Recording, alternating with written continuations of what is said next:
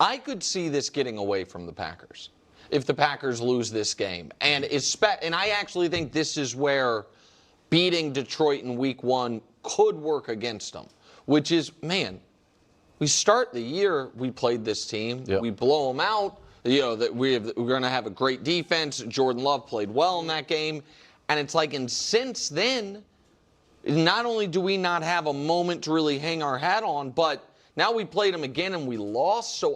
And yet they couldn't pull it off. The Packers emerged victorious. Let's be perfectly clear. This was a significant and impressive win for the Green Bay Packers. The situation presents a fascinating paradox. Consider this perspective. I still view the Lions as a legitimate contender for the Super Bowl, even if I don't place them in the absolute top echelon, yet I currently do not hold that same view of the Packers. So, if you perceive the Detroit Lions as genuine Super Bowl contenders, and we all just witnessed this contest, what does that ultimately say about the Green Bay Packers? My personal assessment of the Green Bay Packers' performance in this game was overwhelmingly positive. I was thoroughly, completely impressed. My own viewing experience was a bit unconventional, as I was traveling during the initial broadcast and then spent time with family. When I first arrived, I was conversing with relatives, brothers, and so on, and I happened to catch the crucial moment, the score, the Lions' decision to attempt a fourth down conversion when, in my opinion, they should have opted for a field goal. I believed it was a colossal error in judgment, a terrible strategic move, and I kept thinking about it incessantly. I was just repeating to myself, what is their rationale? What are they thinking? What is the game plan here?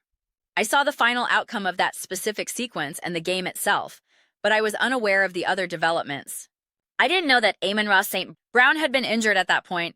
I was completely in the dark. All I knew was the end result, and that some of the decision-making appeared questionable.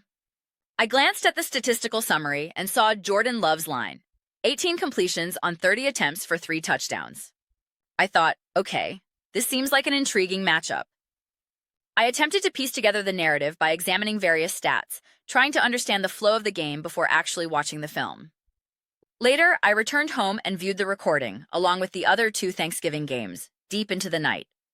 It was around 2 in the morning, quite late, but I diligently took all my notes because I aimed to publish these videos on Friday, allowing me to sleep in and manage my schedule accordingly. And as I watched this game, it was incredible. The Green Bay Packers simply possess a unique understanding of how to perform on Thanksgiving. I am currently far too fatigued and lacking the motivation to dig up the clip from last year's Thanksgiving game, but following that contest, I was full of praise for them.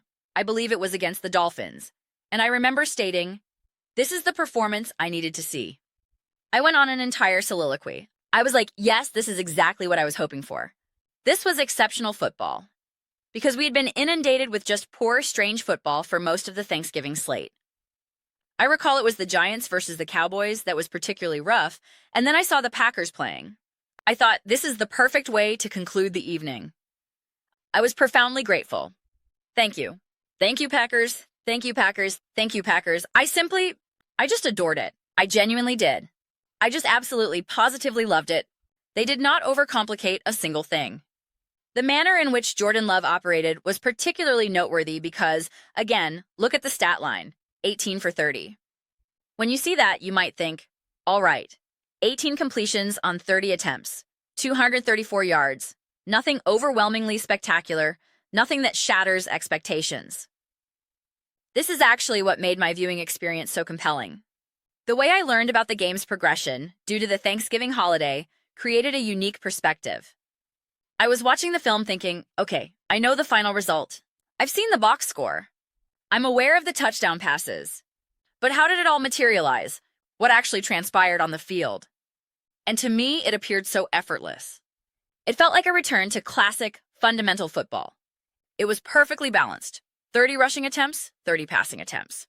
And when they decided to pass the ball, my goodness, were they committed to it.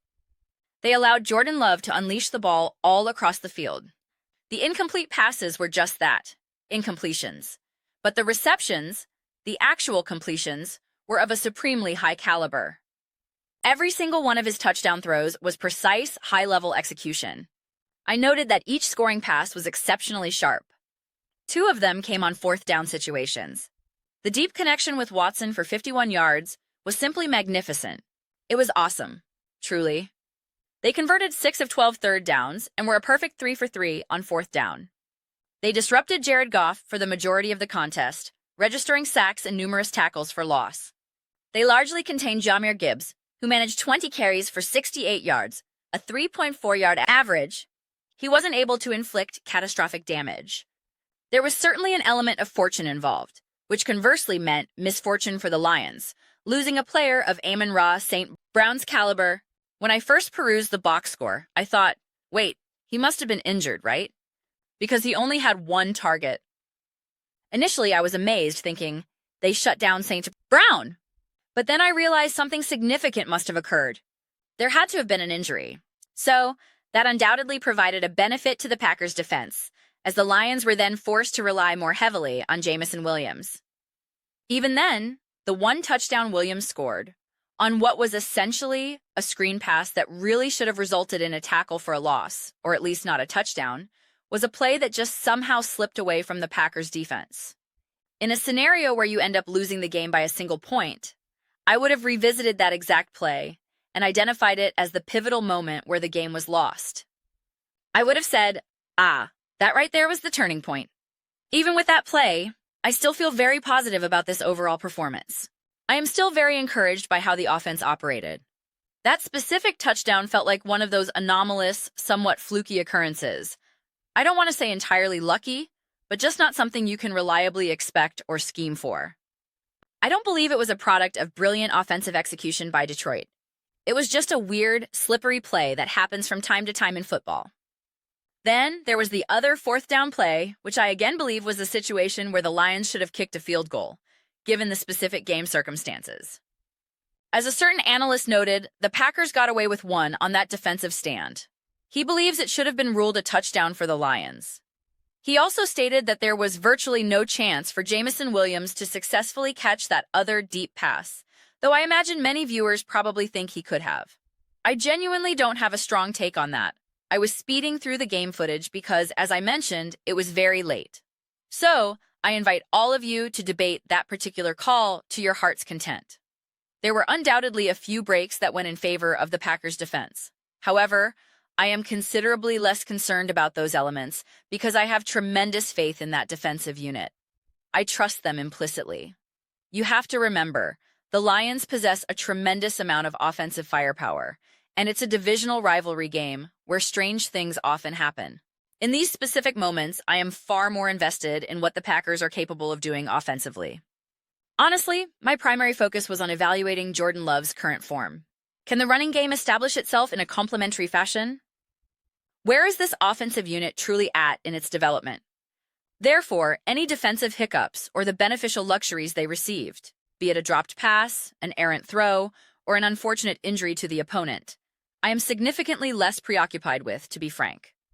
I would be far more concerned if the Packers had secured this victory in an ugly, unconvincing manner, say 14-10 or something similar.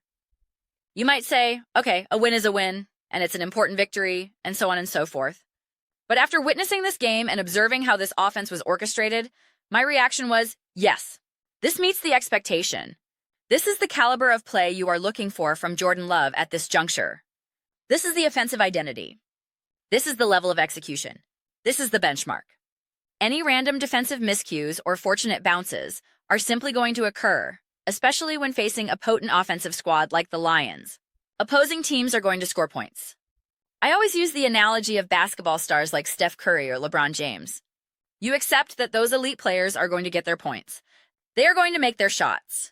You aren't going to hold them to 20 points or expect Steph to go 1 for 8 from beyond the arc.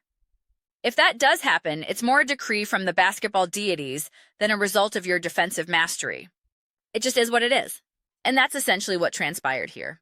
But as I mentioned, even the final score of 24 points allowed feels slightly misleading. I believe they contained the Lions' offense quite effectively. There were, of course, numerous other variables in play. But for me, the defining story of this game was unequivocally the Packers' offense. I just absolutely positively loved it. It felt as if the entire field was wide open for them. Jordan Love, as I frequently state, does not have a single throw on the football field that he is incapable of making. And that sentiment was fully validated in this performance. You witnessed it throughout the game. When he demonstrates that level of accuracy in pivotal moments and is able to push the ball downfield in a manner that feels surgical, not just reckless, let's heave it deep attempts, but calculated and assertive, it transforms the offense. It feels more assertive than merely aggressive. It's about understanding the defensive scheme and executing with conviction. Like a certain legendary quarterback noted when he broke down a play, pointing out how Love looked off the safety and then ripped the ball through the seam. He remarked, "It's so easy." And I thought, I know, it seems easy. In theory, every quarterback should just do that. It's easy. It was amusing to hear him say that. I can't recall the exact timestamp of that moment in the game. If anyone knows, please let me know in the comments, as I would love to feature that clip, but I'm never going to locate it at this hour. Again, it's late. I think there was a point when a player was injured, because the broadcast cut to commercial with somber music, indicating someone was hurt. But as I said, I was rapidly moving through the tape late at night, thinking, I have to keep going. I need to get to the next play. Gotta advance. So, yes, I believe as a Green Bay Packers fan, you should feel exceptionally positive about this victory. This goes beyond the obvious fact that a win always feels good. I just adored the quality of the play. I was thoroughly impressed with the quality of the play. From the Detroit Lions' perspective, I will dedicate a separate video to analyzing their situation. But frankly, this was a difficult, rough loss for them. There's simply no way to sugarcoat it. They now find themselves in genuine jeopardy of missing the postseason entirely. Furthermore, we all saw what the Dallas Cowboys offense was capable of against the Kansas City Chiefs, who field what is arguably a top-tier defense in the NFL.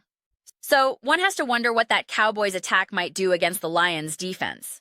Conversely, we also observed what the Chiefs' offense managed to do to the Cowboys' defense. Now compound that with the fact that this Lions offense is dealing with significant injuries.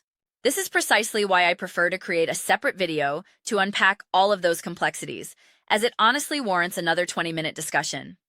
So, for now, let this be a celebration of the Packers, a Packers-centric night, or day, depending on when you're watching this. I'll conclude by stating one final time, it was a really impressive display. The Green Bay Packers simply comprehend how to win on Thanksgiving. But those are merely my reflections. I would be absolutely delighted to hear yours. What are all of your thoughts regarding the Green Bay Packers defeating the Detroit Lions 31-24? Do you believe they have solidified their status as Super Bowl contenders? Or do you concur with the analyst who stated they are not? Please share your perspectives in the comment section below. I read every single comment. So whether you find yourself in agreement with me or you vehemently disagree, either way, let's engage in some discussions. Let's get into some spirited debates. But ultimately, let's just have an enjoyable exchange. And please do consider subscribing.